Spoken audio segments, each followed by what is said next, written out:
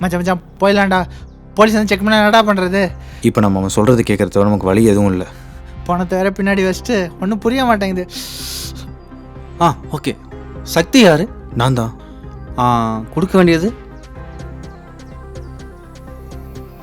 Brother.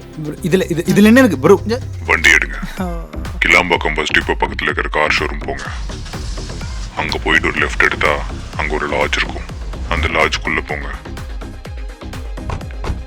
லாட்ஜில் second ஃப்ளோரில் S2 room கதவை திறந்து உள்ளே போங்க. யோ யாரையா நீங்க? ஐயோ ஹலோ, அப்படியா? ஏய் தோ வரேன். நீ எங்கடி தம்பி போற? தள்ளி வா. தோ வந்துட்டே யாரையா நீங்க? உங்களுக்கு இந்த இடம் எப்படி தெரியும்? செல்வதுரை சார். எதிர்பார்க்கல சக்தி.